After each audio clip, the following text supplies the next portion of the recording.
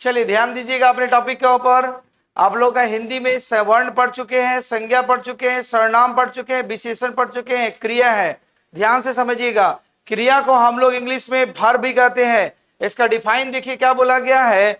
बोला गया वाक्य के जिस शब्द से किसी के कार्य करने का बोध होता है, मतलब जो भी आप कार्य करेंगे, जिस शब्द से किसी के कार्य करने का बोध को दर्शाया जाएगा उसे हम लोग कहते हैं क्रिया। ये है क्रिया की परिभाषा। कार्य करना का मतलब पढ़ना एक काम है, लिखना एक काम है, टहलना एक काम है, खेलना एक काम है। ये सभी जो काम आप कर रहे हैं उसको रिप्रेजेंट करने के लिए, दर्शाने के लिए जिस शब्द का यूज करेंगे उसे हम लोग क्या कहेंगे, क्रिया कहेंगे। अब देखिए क्रिया में दो वर्ड आपको बहुत सुनने को मिलेगा, धातु। धातु क्या होता है? ये मेटल नहीं होता है, ये एक शब्द है व्याकरण का।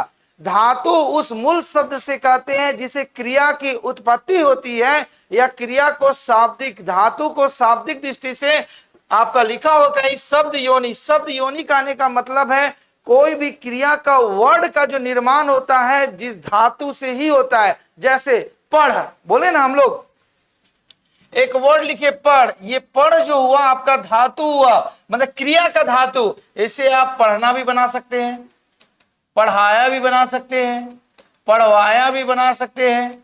तो मतलब इन सभी के लिए जो मूल रूप क्या हुआ वर्ड का, पढ़ शब्द हुआ। तो पढ़ शब्द को हम लोग धातु कहते हैं। ठीक है, धातु से ही क्रिया शब्द का निर्माण होता है, याद रखिएगा। वही चीज लिखा गया है, धातु व्याकरण की दृष्टि से धातु का शाब्दिक युक्त होता है शब्द योनि। शब्द योनि मतलब मूल वर्ड, जो से धातु ही वह मूल शब्द है जिससे क्रिया बनती है। जैसे हमने बोला पढ़, पढ़ कोई क्रिया वर्ड नहीं है, ये एक क्रिया का मूल धातु है। इसी से आप क्रिएट कर सकते हैं पढ़ना, पढ़ाया, पढ़वाया, पढ़ा रहे, ये पढ़ शब्द से ही उत्पत्ति होती है। लॉजिक समझ में आया? उसके बाद देखिए दूसरे शब्दों में बोला गया है धातु किसी क्रिया का पद का वह अंश है जो उसके विभिन्न रूपों के रूप में रूपांतरित होता है। विभिन्न रूपों में समान रूप से विद्यमान होगा। विभिन्न रूप में मतलब क्या? जैसे पढ़ एक धातु आपको बताया गया था, देखिए वही चीज जो नीचे लिख दिया हुआ, पढ़ना, पढ़ाया, पढ़वाया आदि। जैसे हंस, हंस क्या है? क्रिया का मूल रूप है जिसे धातु भी कहते हैं। उससे आप क्या क्या वर्ड बना सकते हैं? हंसना, हंसाया, हंसवाया। तो इसमें अगर हंस शब्द लिख देंगे तो वो क्या कहलाएगा? धातु वर्ड कहलाएगा। किसका? क्रिया का। लॉजिक समझ में आया? आगे देखिए, आगे बोला गया है संस्कृत में धातु ही क्रिया का मुख्य स्रोत है, किंतु देखिए इसके अलावे जो होता है धातु शब्द जो होता है संज्ञा या सर्वनाम के साथ भी आता है। वही बोला गया किंतु हिंदी में धातुओं के अतिरिक्त संज्ञा और विशेषण से भी क्रिया बना सकते हैं हम लोग। संज्ञा और विशेषण, स्लाइडर को बंद कर दो। संज्ञा और विशेषण से भी क्रिया बनते हैं। जैसे जैसे आपका संज्ञा के जैसे नाम लेंगे क्या होगा? संज्ञा गाली देना, गलियाना। ठीक है, पीटना, पिटवाया। क्वेश्चन समझ आ रही है? तो वही बोला गया संज्ञा और विशेषण से भी आप क्रिया का निर्माण कर सकते हैं। ठीक है, जैसे बोला गया बात संज्ञा है, जैसे बतियाना। ये था बात जो था, संज्ञा से क्या बन गया? बतियाना। हाथ क्या है आपका? संज्ञा, तो क्या था? हथियाना, मैंने पूरा हासिल कर लिए। फिर उसके बाद गोल एक क्या है? विशेषण, उसे गोलियाना। डर एक विशेषण है, भय, उसे क्या होता है? डरना।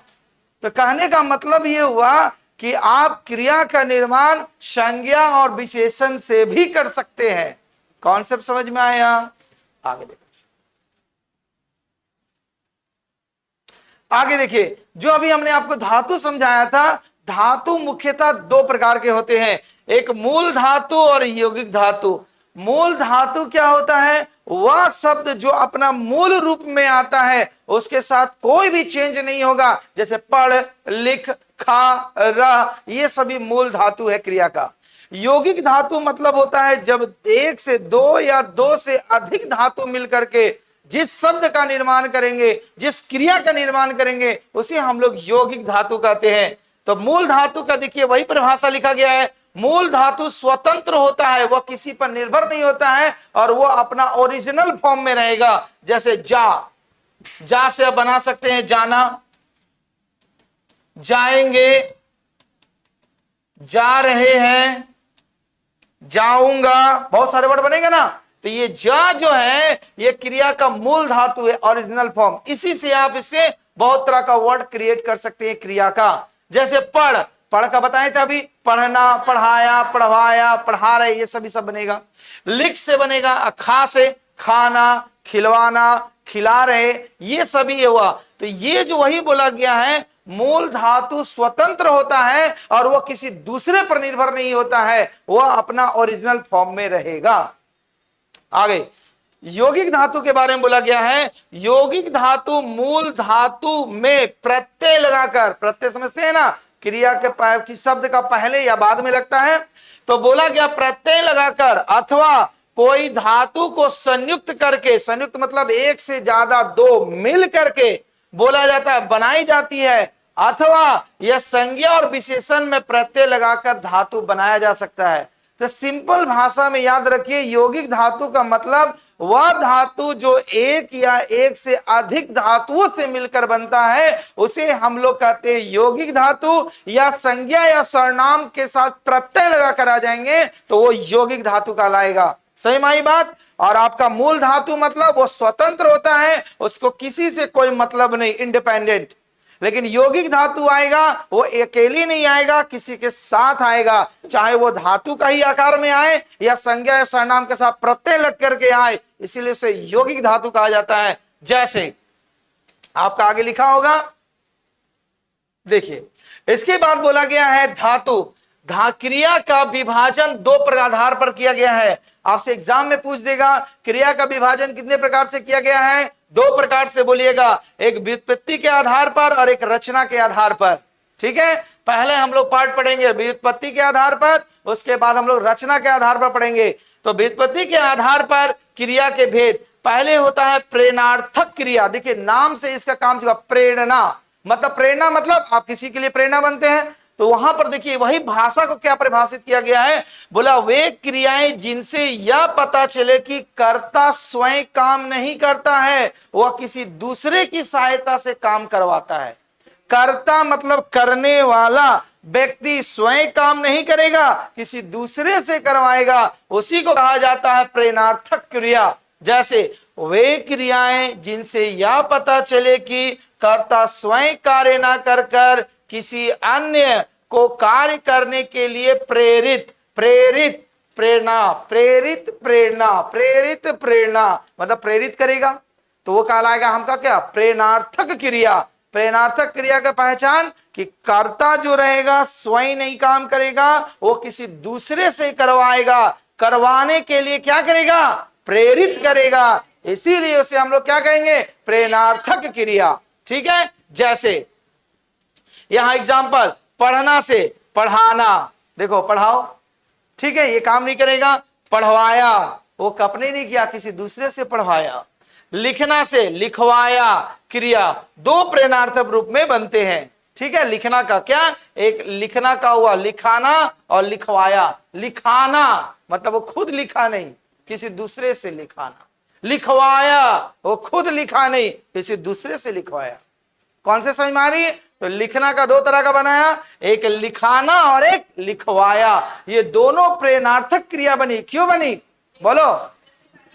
अपना से ना करके किसी दूसरे से करवाया या करवाने के लिए प्रेरित किया, इसीलिए इसको बोले प्रेरणार्थक क्रिया। समझ में आई बात? आगे देखिए, आगे उल्टा पुल्टा हो गया, कोई बात नहीं है, बल्कि सीधे कर देंगे। देखिए प्रथम प्रेरणार्थक क्रिया ये क्या है? प्रथम प्रेरणार्थक क्रिया का मतलब यह हुआ कि यह मूल रूप जो होता है, इसकी पहचान क्या होगा, ये मूल धातु के साथ आना प्रत्यय यूज होगा।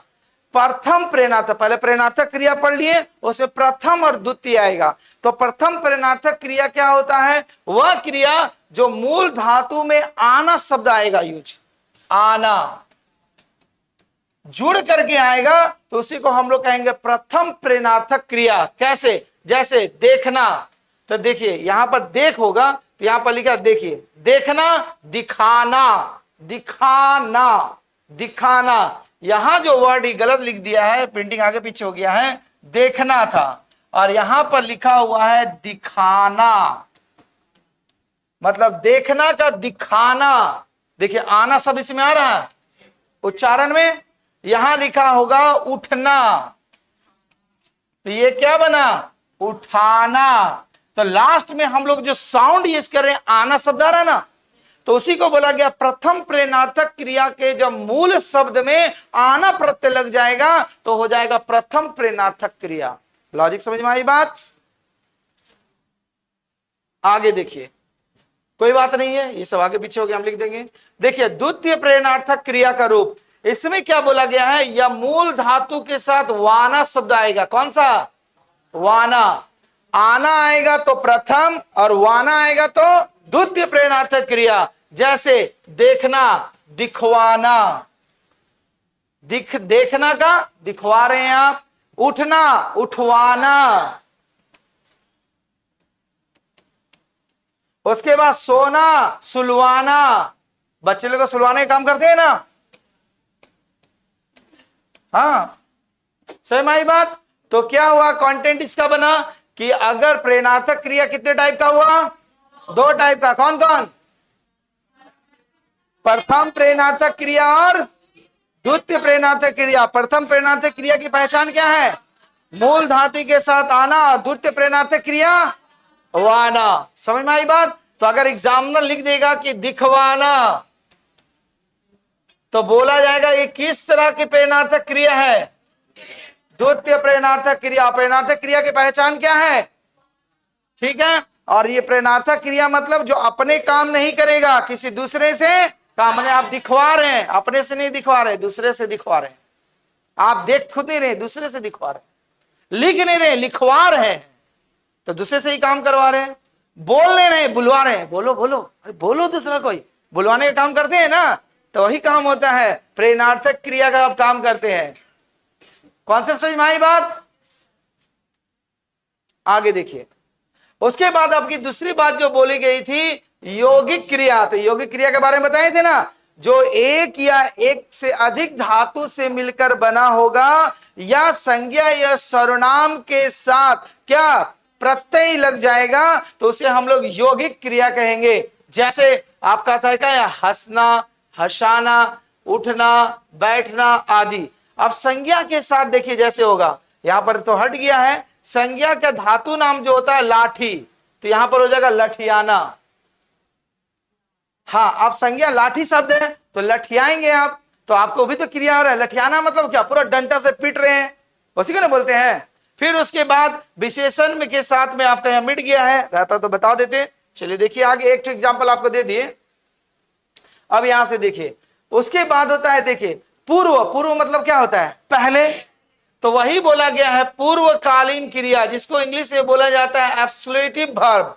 क्या बोला गया है, जब कर्ता का एक क्रिया संपन्न और दूसरी क्रिया में प्रवृत्ति होना प्रारंभ हो, माने एक क्रिया समाप्त हो रहा तभी दूसरा का प्रवृत्ति होगा, उसी को हम लोग कहते हैं पूर्वकालीन क्रिया। एग्जाम्पल से अच्छा से समझिएगा। जैसे देखिए, वह नहाकर दफ्तर गया, मतलब वो जब तक नहाएगा नहीं तब तक वो दफ्तर जाएगा नहीं। सही में आई बात? तो उसका पहले काम क्या होगा, नहाने का काम होगा, तब जाकर के क्या होगा, वो दफ्तर जाएगा। तो इस प्रकार का जो सेंटेंस बनेगा, उस प्रकार में किस प्रकार की क्रिया का यूज होगा, पूर्वकालीन क्रिया। वही सब भाषा में लिखा, देखिए जब कर्ता मतलब करने वाला का एक क्रिया संपन्न होगा तब दूसरी क्रिया में प्रवृत्ति होने पाया जाए, या पहले के संपन्न होने वाली क्रिया को पूर्ववर्ती क्रिया कहते हैं। जैसे बोला गया वह नहाकर दफ्तर जाएगा, मतलब पहले काम कौन सा होगा, नहाने का काम होगा। जब तक वो नहाएगा नहीं तब तक वो दफ्तर जाएगा नहीं। तो वही लिखा गया यहां, दफ्तर जाने से पहले नहाने की क्रिया पूरी होगी, इसलिए यहां नहाकर कौन सा क्रिया बना, पूर्ववर्ती कालीन क्रिया बना। पूर्वकालीन क्रिया मतलब जब तक वो नहाएगा नहीं दफ्तर जाएगा नहीं। तो अगर इस तरह लिख दिया सेंटेंस, वह नहाकर दफ्तर गया और नहाकर अंडरलाइन कर लिया, तो बोलेगा ये किस तरह की क्रिया है, तो क्या क्रिया बोलिएगा, पूर्व। हाँ, वो तो कर, तो मान लीजिए वो अपना कोड रख लीजिए, लेकिन यहां तो वही लिखा गया है मूल क्रिया में पूर्वकालीन कर लगा देंगे तो उससे बन जाएगा वो क्रिया। मैंने उसका आइडेंटिफाई भी, पहचान बता दिए। जैसे हमने यहां पर लिखा गया था नहाना, नहाना हमारा क्या है, मूल आपका ये क्रिया है, क्रिया का मूल रूप है। तो यहां पर आप बोल दिए नहा कर, मतलब नहा कर मतलब इसका आगे कोई और कार्य होगा आपका, ठीक है। सो कर माने सो कर मतलब कुछ काम कीजिएगा, बैठ कर, नहवा कर भी होगा, वो भी है आपका क्रिया, नहवाना आपका प्रथम प्रेरणार्थक क्रिया बन जाएगा। तब तो यहां पर पूर्व का मतलब एक कार्य समाप्त होगा तभी आप दूसरे कार्य करने के लिए स्वतंत्र होंगे। जब तक एक काम खत्म नहीं होगा तब तक आप दूसरे कार्य नहीं जा सकते हैं। मतलब वो जब तक नहाएगा नहीं तो दफ्तर जाएगा नहीं, जब तक आप पढ़ाई कीजिएगा नहीं तब तक एग्जाम पास कीजिएगा नहीं। तो एग्जाम में पहला काम होगा पढ़ना, तभी जाकर के आप रिजल्ट कीजिएगा। तो इसीलिए यहां पर बोला गया पूर्वकालीन, मतलब जब मोटा भाषा में समझ लीजिए, जिस क्रिया में कर लगाएंगे या एक क्रिया समाप्त जब तक नहीं होगी तब तक दूसरा क्रिया प्रारंभ नहीं हो सकती है। इसी को हम लोग क्या कहते हैं, पूर्वकालीन क्रिया। ठीक है, अब देखिए बोला क्या है, पूर्वकालीन क्रिया कर्ता के लिंग, वचन और पुरुष के अनुसार चेंज नहीं होता है। चाहे वो स्त्रीलिंग हो, चाहे पुल्लिंग हो, चाहे वह क्या बोलते हैं सिंगुलर में हो, चाहे प्लूरल में हो, एक वचन में हो, चाहे बहुवचन में हो, ये पूर्वकालीन अपना आकार चेंज नहीं करता है कि हम अपना जैसे बोलते हैं ना कर्ता के अनुसार चेंज करते हैं, इंग्लिश से बोलते हैं सब्जेक्ट के अनुसार वर्ब चेंज करते हैं, लेकिन यहां ये चेंज नहीं होगा। सब्जेक्ट कुछ भी हो, सिंगुलर हो, प्लूरल हो, एक वचन हो, बहुवचन हो, वो पूर्वकालीन क्रिया अपना उसी रूप में रहेगा। वो जैसे एग्जाम्पल का तौर पर जैसे वहां लिखा देखिए, वह नहाकर जाएगा, तो देखिए यहां हमने क्या जाएगी लिखे ना स्त्रीलिंग के लिए, तो वह नहाकर जाएगी, तो नहाकर में कोई चेंज हुआ, कोई चेंज नहीं। तो वही बोला गया कि पूर्वकालीन क्रिया चाहे एक वचन हो, चाहे लिंग का साथ हो, चाहे बहुवचन हो, चाहे किसी के साथ, वो चेंज नहीं करती है, वो अपना ओरिजिनल फॉर्म में बनी रहेगी। नीचे में बोला गया वह नहाकर जाएगा, वे नहाकर, देखिए वे प्लूरल का यूज किए, तो वे हमारा पूरा, लेकिन नहाकर में कोई चेंज नहीं आएगा, वो नहाकर जाएंगे, इसमें कोई चेंज नहीं होगा, वचन के अनुसार भी अपरिवर्तित। अगला, वह नहाकर जाएगा, तुम नहाकर जाओगे, कोई चेंज नहीं, मैं नहाकर जाऊंगा, पुरुष के अनुसार भी अपरिवर्तित। ठीक है, ये आप लोग इंग्लिश में पढ़े ही होंगे, ये फर्स्ट पर्सन, ये कौन person, second person, second person में हाँ हाँ ठीक, हाँ ठीक है, समझ में आई बात। तो इसका अनुसार पुरुष के अनुसार भी कोई चेंज नहीं होगा। कौन चेंज नहीं होगा, पूर्वकालीन क्रियाएं।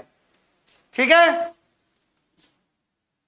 आगे रचना के आधार पर देखिए, वो आप रचना के आधार पर, वो व्युत्पत्ति के आधार पर था, ये रचना के आधार पर क्रिया को दो भागों में बांटा गया है, मत पकड़िए।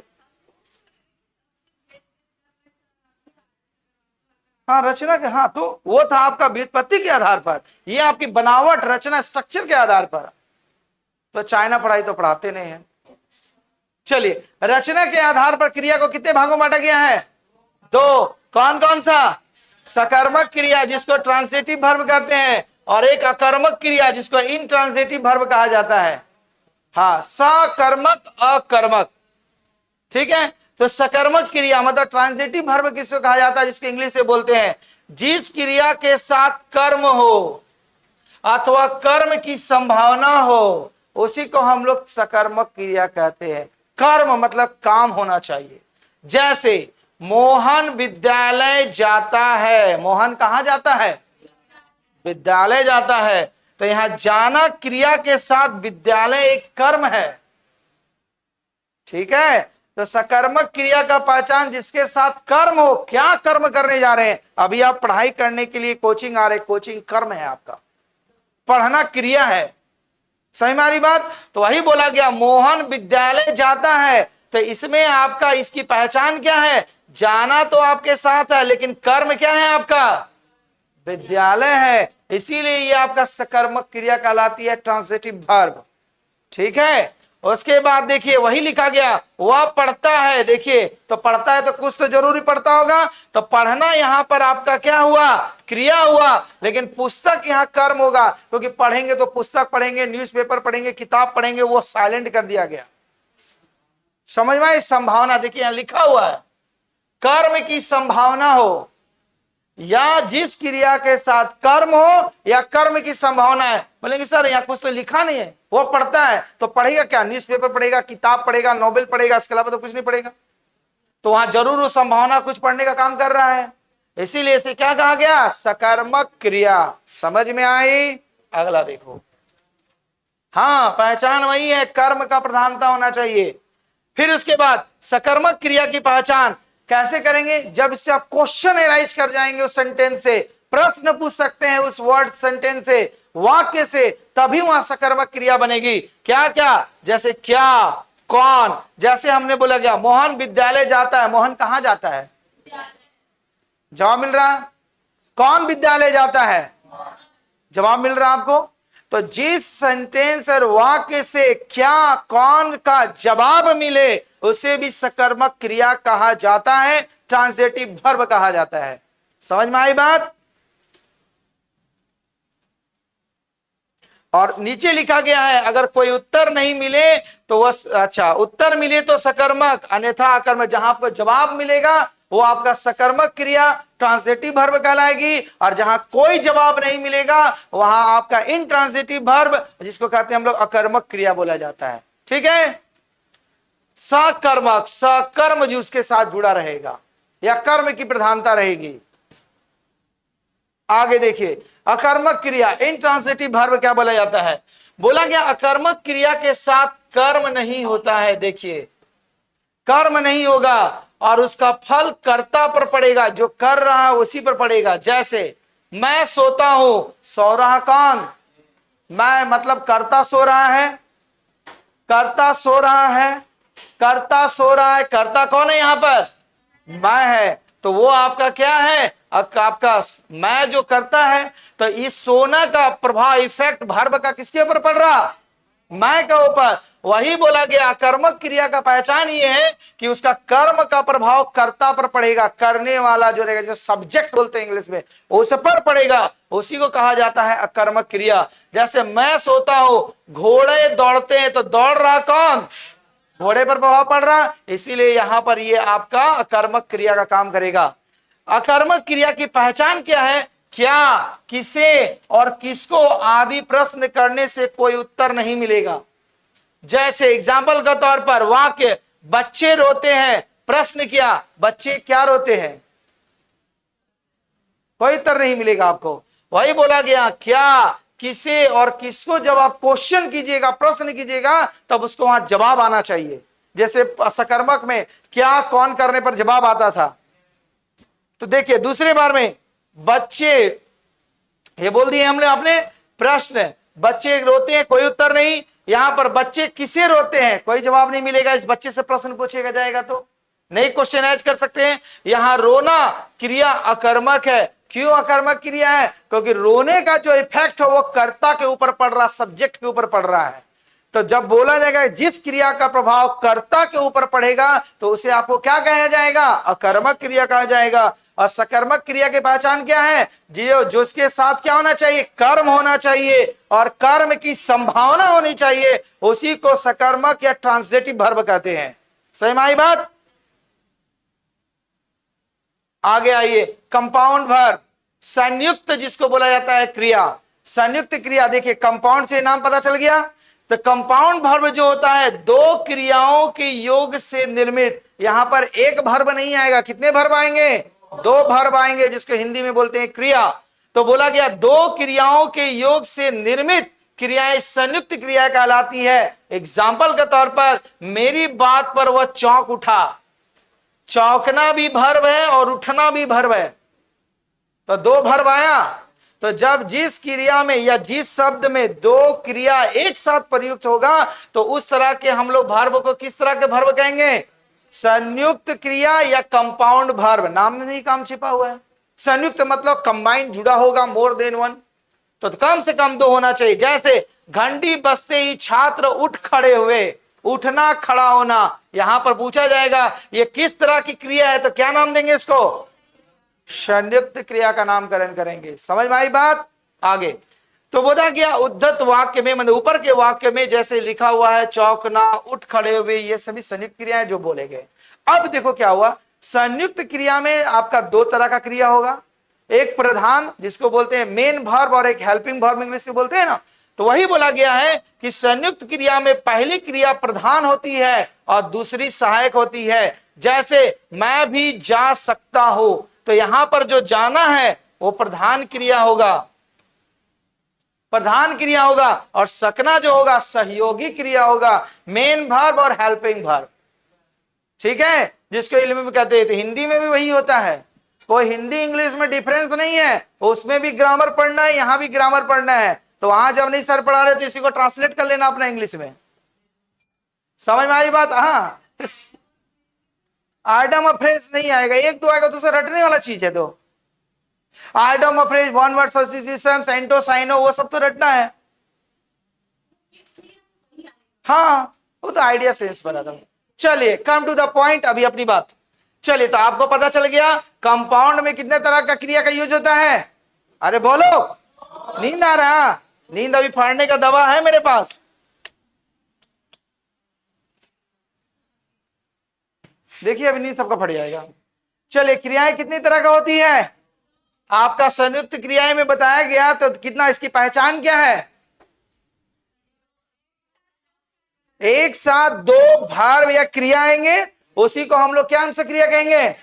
संयुक्त क्रिया कहेंगे। और संयुक्त क्रिया में प्रथम क्रिया किस नाम से चली जाएगी? प्रधान मतलब मेन वर्ब, और दूसरी वाले सहायक जिसको हेल्पिंग वर्ब कहते हैं। जैसे मैं भी जा सकता हूं, मैं भी पढ़ सकता हूं, मैं भी खा सकता हूं, मैं भी उठ सकता हूं, मैं कोचिंग नहीं जा सकता हूं। समझ में आई बात? चलिए, उसके बाद संयुक्त क्रिया, ये 12 तरह के होते हैं। क्वेश्चन पूछा जाएगा आपसे। कंपाउंड वर्ब पढ़ना नहीं है, नाम जान के रखिए कि आप ऐसा कोई डिफिकल्ट चीज आपको, हम जानते हैं कि आप लोग हिंदी बहुत स्ट्रांग है, इसीलिए वही चीज बता रहे जो आपका काम लायक है।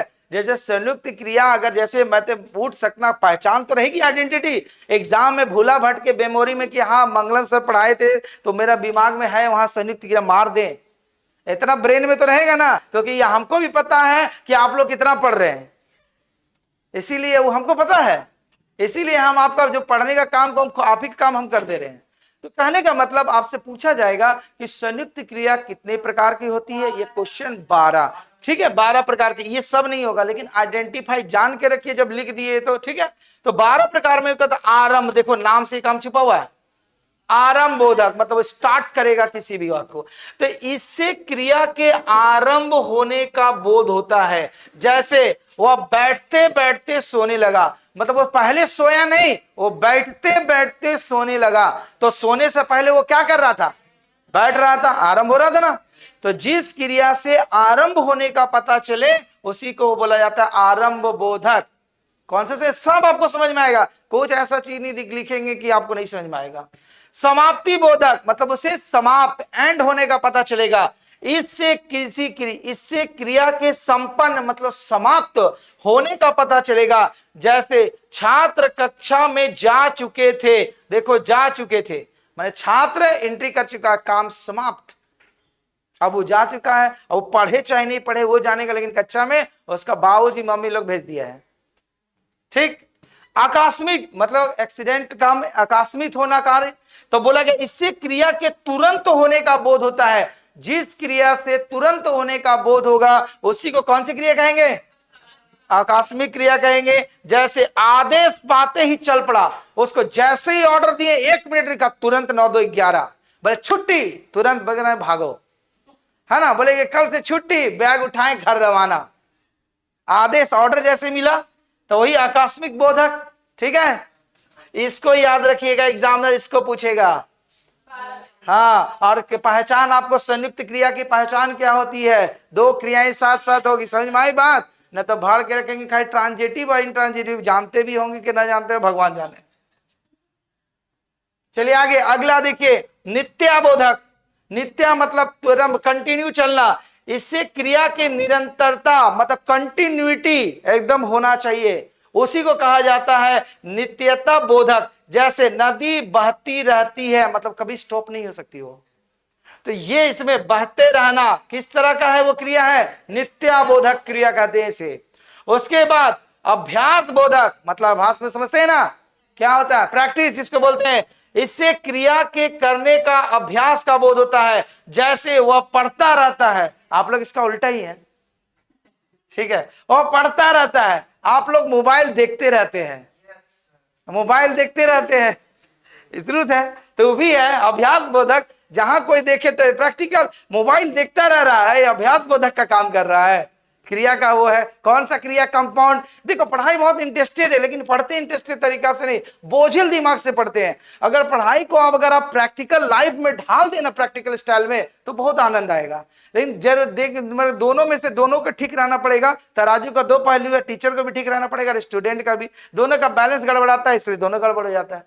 तो प्रैक्टिकल में ढालिए, कुछ ऐसा चीज नहीं। आप जो अननोन है, सब कुछ जानते हैं, केवल पहचानते नहीं है। आप लोग क्या नदी बह रहा है ये नहीं जानते हैं, वो पढ़ रहा है, हमेशा वर्ड को यूज कर रहे हैं, लेकिन किस तरह का भाई नहीं जानते थे, आप तो जान जाइएगा, एक बार देखिएगा दिमाग में लोड हो जाएगा। अगला साक्यता बोधक, क्योंकि देखो ग्रामर पढ़ रहे हैं, इसमें ग्रामर का जो वर्ड यूज होता है वही लिखे हैं, क्योंकि आपको ऐसा वर्ड लिख देंगे जो वहां यूज नहीं मिलेगा, ढूंढते रहिए कहाँ है, इसका तो लिखाई भी नहीं किए थे। हाँ नहीं लिखे, इसीलिए तो हम तो डिजिटल कर दे। जहां कोई स्टूडेंट बोला नहीं तो बोलेंगे यूट्यूब में जाके देखो, वहीं दिखाएंगे अंडरलाइन करके।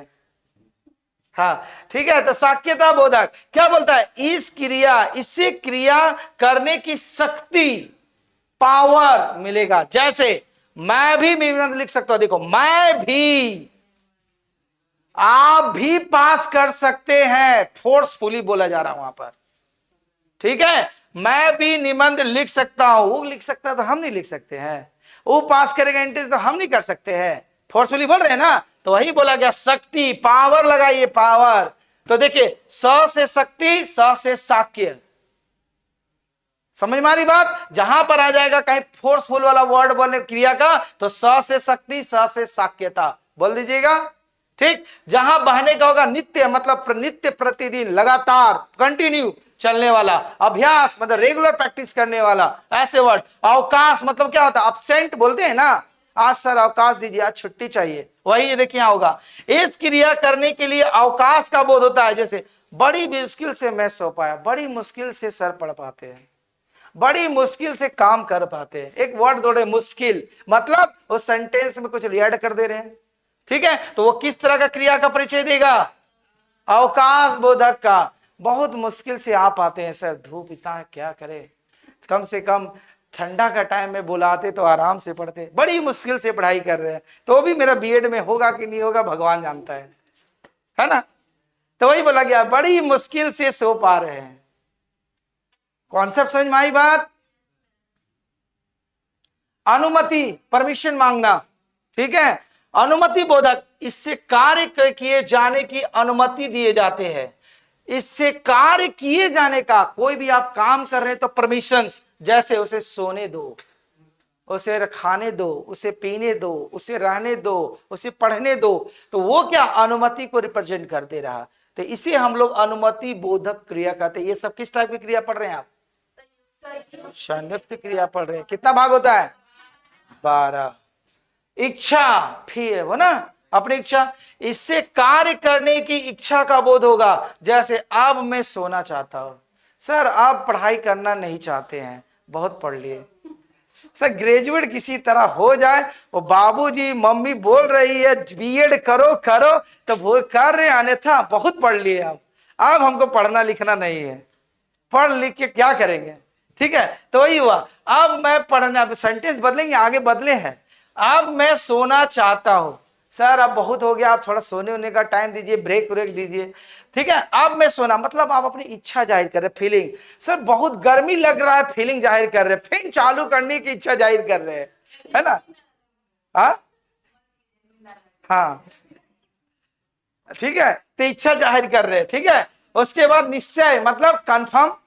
निश्चय बोधक मतलब क्या होता है, इससे क्रिया की निश्चितता का बोध होता है। जैसे तुम देर करोगे तो मैं चलता बनूंगा, तुम देर करो तो मैं चलता, बोलते हैं ना।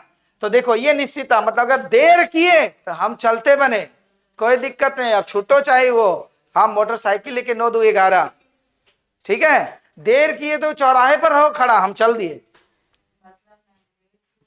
हाँ बोलो। तो वही तो निश्चय मतलब बोल रहा कंफर्म, मैंने देर किए, ये वर्ड बोल रहा अगर आप देर किए तो मैं चल रहा बनूंगा, रहेंगे नहीं।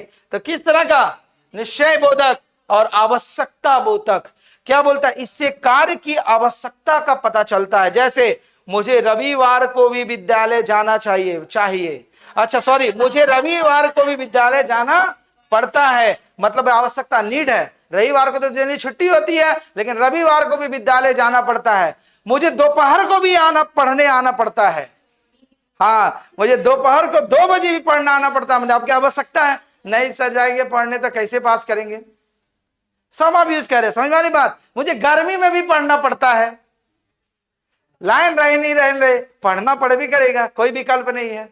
कौन सा सही मारी है ना। तो ये क्या हो रहा है, किसको बोध कराता है, आवश्यकता को। और अंतिम अतिशयता बोधक क्या है, इस प्रकार की संयुक्त क्रिया में कार्य की अतिशयता का बोध होता है। अतिशयता का मतलब एग्जांपल समझिए, नौकरी करते करते थक गया हूं, मतलब जैसे आप पढ़ते पढ़ते थक गए हो, तो पढ़ते पढ़ते, करते करते, रहते रहते, सोते सोते, जागते जागते, देखते देखते आंख दर्द करने लग गया है। सवेरे आती एक से मैंने वहां पर 2 वर्ड, सर देखते देखते लिख नहीं पा रहे हैं। हाँ अरे ये सब पकड़ के रखोगे तो पता तो चलेगा कि कुछ पढ़े थे, कम से कम जान तो लो कि कम टाइम में कुछ सीखे थे। समझ में आ रहे हैं, देखो एक साथ सेम टाइप का वर्ड यूज हो रहा, देखते देखते, सोते सोते, उठते उठते, जागते जागते, बैठते बैठते, रहते रहते, खेलते खेलते, ये सभी क्या है, अतिशयता बोधक। सही हमारी बात। तो पहचान देख रहे हैं ना, एक टाइप का वर्ड 2 टाइम्स रिपीट होगा। जैसे पढ़ते पढ़ते उम्र बीता जा रहा है लेकिन नौकरी नहीं मिल रहा है। हाँ हम पढ़ाते पढ़ाते थक जा रहे हैं, लेकिन कुछ जी यहाँ बाबू गांव में बहुत सारे कुछ स्टूडेंट का जॉब इस बार भी रिजल्ट कर दिया है, टेंशन ना लो। हम पढ़े बच्चा रिजल्ट ना करे, हो ना सकता है।